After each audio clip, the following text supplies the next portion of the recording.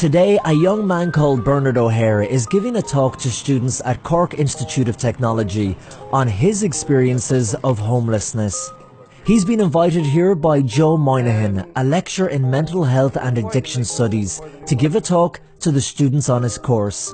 Always put people who are homeless first, because you are the link between them going on in life or them giving up on life. The students are enthralled to hear this young Sligo man, not an awful lot older than themselves, talk about his life's journey into chaos with drink and drugs, leading to mental health issues as a result. He says all these problems lead back to abuse he suffered as a boy of 10. It depends which way each person like that happens to is different in life, you know. But at the time I was just so hurt, I was so angry, and then it started with drugs as well, like so. And I threw away my education as well in that. Like, I was absolutely broken. Throughout his teenage years, Bernard's life was chaotic. His mental health deteriorated, and for many years he thought he had no future and was running out of hope. Eventually, in 2010, having reached rock bottom, he went to get help in an alcohol and drugs rehabilitation centre in Italy. First time I left Ireland was to go to Italy, to rehab, you know. I was in my late 20s, so it was a bit surreal, actually, to be honest with you, like, first time being out on your own, so to speak, and trying to handle life, really, like, so. As he left Ireland, there was no way he could ever have imagined turning his life around and being in a position to help others, not to mention giving talks to students. But that was all for the future. After going through the rehab programme, Bernard returned to Ireland and settled in Cork. But his problems weren't over yet, as he found himself in and out of hostels and living on the streets without work.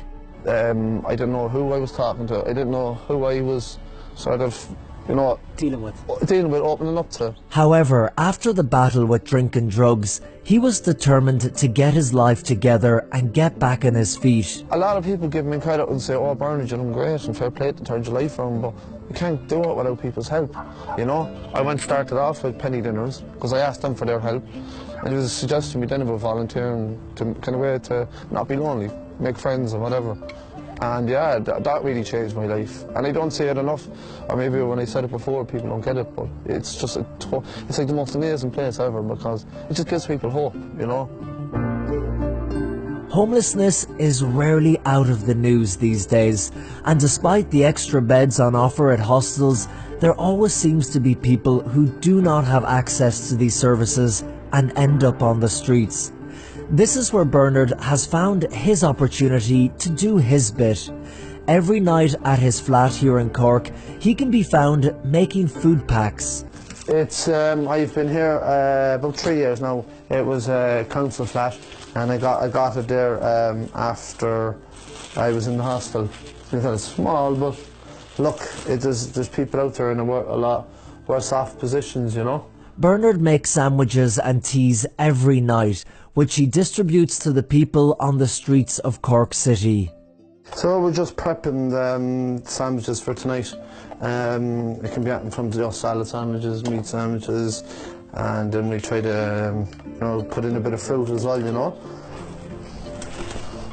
We'll just get a few more of these made now and we'll hit the streets.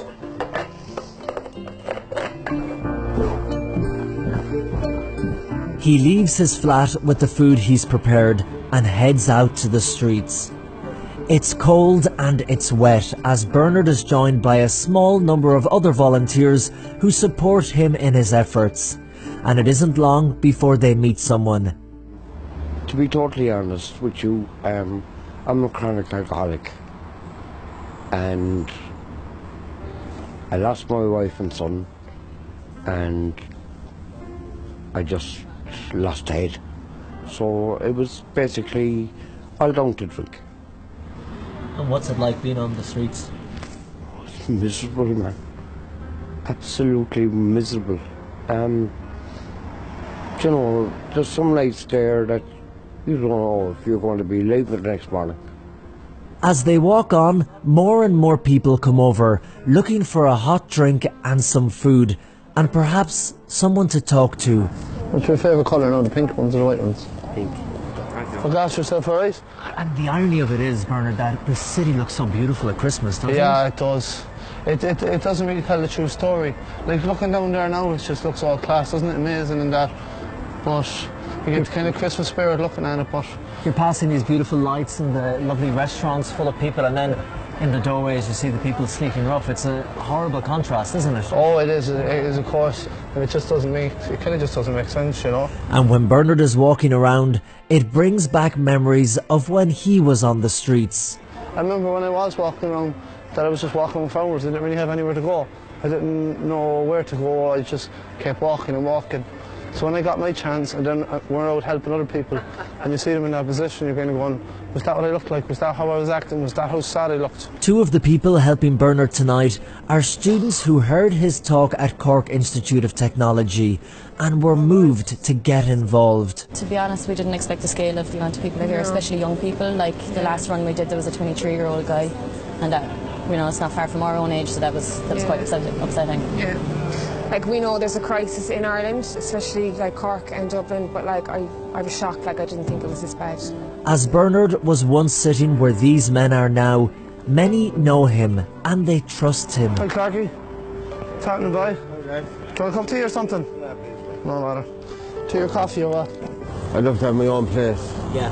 you know. And what's hard about it? What's the most difficult part? I've been on the streets night time, you know what I mean? Just keep occupied, like, and, you know. It's hard to break the cycle, isn't it? Well, yeah. Well, you want to have a bit of willpower, like. And there's something I don't have, you know. Bernard is still struggling with the issues in his own life, but he seems to have found himself in a better place. And while he continues to fight his demons, this outreach has given him purpose and meaning in life. There's not a day goes by that it doesn't, or minute hardly that you don't think about it. I was given that chance. I want to give it back. Make that, give someone else another Bernard hope. Bernard's talk to the students at CIT has given them a real insight into the issues of homelessness, and lecturer Joe Moynihan believes that more people should hear Bernard's story of hope.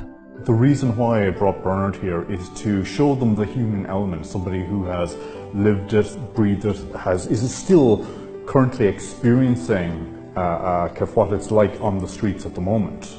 And I think just to inspire them, to tell them that there is a way out of it as well, that there's something that they can do, no matter how small it can be, to make some kind of an impact.